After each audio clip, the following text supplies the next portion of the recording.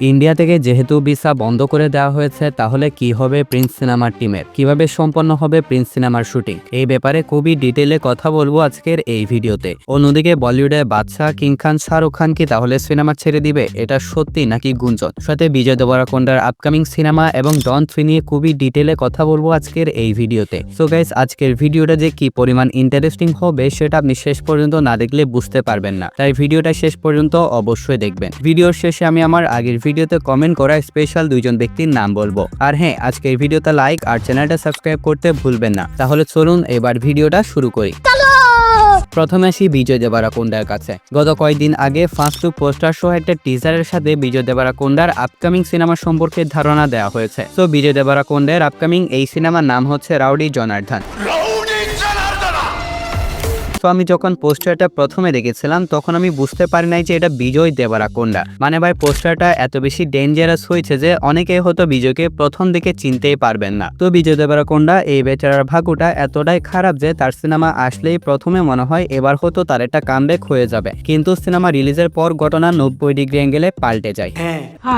এবারও তার upcoming cinema rowdy Janardan এই টিজারটা দেখে মনে হচ্ছে এবার হয়তো তার কামব্যাক হয়ে যাবে। টিজারটা দেখে মনে হচ্ছে এটা একটা ভায়োলেন্ট অ্যাকশন বেসড সিনেমা যা 1980 সালের একটি ঘটনাকে কন্টিনিউ করবে। টিজারটার মধ্যে খুবই পাওয়ারফুল বিজিএম ব্যবহার করা হয়েছে যা এই টিজারের এক্সপেরিয়েন্সকে অন্য লেভেলে নিয়ে গিয়েছে। টিজারটাই বিজয়কে বেশ intense and rough and tough অবতারে প্রেজেন্ট করা হয়েছে। এটা ক্লিয়ার যে এই সিনেমাটাও হতে চলেছে বিজয়ের ক্যারিয়ারের অন্যতম পাওয়ারফুল এন্ড ভায়োলেন্ট একটা cinema. Rowdy style, brutality, violence, দুর্দান্ত মিউজিক সব মিলিয়ে টিজারটা বেশ ভালোই প্রশংসা পাচ্ছে। এবার দেখার বিষয় হচ্ছে এই সিনেমা রিলিজের পর এই প্রশংসা অক্ষুণ্ণ রাখতে পারে কিনা। এখন আসি ডন 3 সিনেমার কাছে। ডন 3 তে রণবীর সিংকে নিয়ে অফিসিয়াল অ্যানাউন্সমেন্ট হওয়ার পর থেকে সমালোচনার বন্যা বয়ে গিয়েছিল। রণবীরের লুক নিয়ে তখন প্রচুর ট্রল শুরু হয়েছিল। অনেকে তখন প্রশ্ন তুলেছিলেন যে শাহরুখ খান ও অমিতাভ বচ্চনের আইকনিক ডন চরিত্রে রণবীর সিংকে আদৌ মানাবে কিনা। সম্প্রতি ধুরন্ধর সিনেমাতে রণবীরের পারফরমেন্স ও লুক দেখে অনেকের পয়েন্ট অফ ভিউ বদলে গেছে। ম্যাস অডিয়েন্স থেকে শুরু করে সমালোচক প্রায় সবাই মেনে নিয়েছিলেন রণবীর চাইলে ডন ক্যারেক্টারে ভালো কিছু করে দেখাতে পারবে।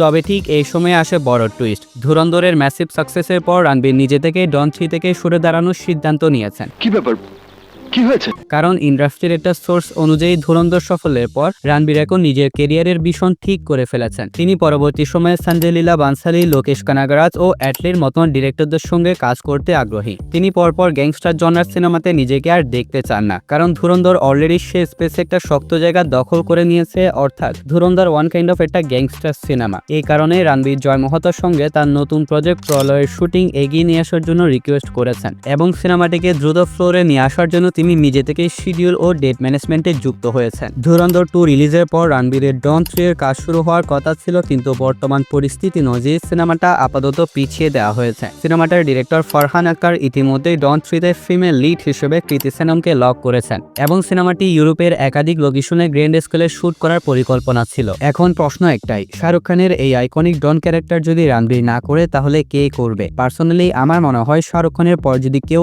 এই লেগাসিটা সত্যি কন্টিনিউ করতে পারে তাহলে সেটা হচ্ছে ঋত্বিক রোশন। যারা ডন 2 দেখেছেন তাদের হয়তো মনে আছে ডন 2 তে ডনের ক্যারেক্টারে ঋত্বিকের ক্যামিও ছিল, ফলে স্টোরির সাথে সহজে কানেক্ট করা যাবে। তার উপর ফারহান ও ঋত্বিক এমনিতেই জিগরি বন্ধু। ডন 3 এর জন্য ঋত্বিককে ম্যানেজ করা ফারহানের জন্য একটা পারফেক্ট মুভ হতে পারে। তবে ঋত্বিক রাজি হবে কিনা সেটাও কিন্তু একটা বড় প্রশ্ন, কারণ উনি তো আবার এখন সাবা আপাকে নিয়ে মহাব্যস্ত। তো দেখা যাক ডন 3 এর ভাগ্যে শেষ পর্যন্ত ডন হিসেবে কাকে দেখা যায়। তবে আপনি এই জনপ্রিয় ডন ফ্র্যাঞ্চাইজিতে পরবর্তী সময়ে ডন হিসেবে কাকে দেখতে চান সেটা অবশ্যই কমেন্টে আপনারা মতামত শেয়ার করতে পারেন। এখন আসি শাহরুখ খানের কাছে। তো গতকালকে থেকে একটা গুঞ্জন সোশ্যাল মিডিয়ার মধ্যে ব্যাপক ভাইরাল হচ্ছে, আর তা হলো কিং সিনেমার শুটিং শেষ করার পর বিরতিতে যাচ্ছে কিং খান শাহরুখ খান। একজন জার্নালিস্টের মতে শরীরের যত্ন ও পরিবারকে সময় দেওয়ার জন্য কিং খান শাহরুখ খান এই সিদ্ধান্ত নিয়েছেন। যদিও ব্যাপারটা শাহরুখ খান অফিসিয়ালি কিছু বলে নাই, তবে দেখা যাক শেষ পর্যন্ত এমন কিছু হয় কিনা। এখন আসি আমাদের কিং খান মেগাস্টার শাকিব খানের upcoming Prince once upon A time in Dhaka সিনেমার কাছে।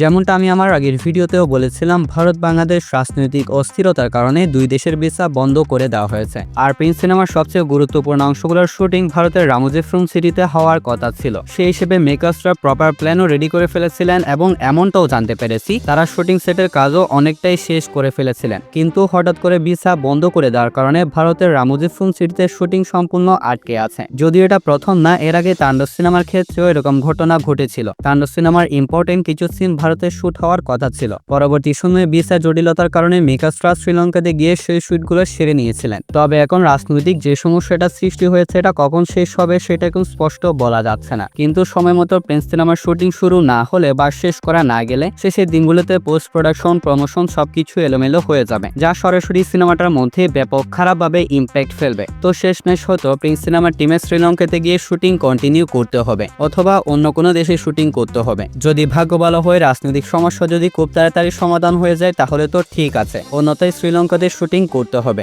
ভারতের যে অংশের প্ল্যানিংটা তারা করেছিল সেখানে প্রায় মোটামুটি বিগ অ্যামাউন্টের একটা টাকা তারা লস খাবে। দেখা যাক শেষ পর্যন্ত প্রিন্স সিনেমার টিম কোন পদক্ষেপটা গ্রহণ করে। তো আমার আগের ভিডিওতে কমেন্ট করেছিলাম মুস্তাফিজুর ভাই এবং আসাদ আলী ভাই, আপনাদেরকে অসংখ্য ধন্যবাদ সবসময় পাশে থাকার জন্য। সো গাইস, ভিডিওটা ছিল এতটুকু পর্যন্তই। ভালো লাগলে ভিডিওতে লাইক আর চ্যানেলটা সাবস্ক্রাইব করতে ভুলবেন না। তাহলে দেখা হচ্ছে পরবর্তী আরো একটি ভিডিওতে। ততক্ষণ ভালো থাকবেন, সুস্থ থাকবেন, টেক কেয়ার, আল্লাহ হাফেজ।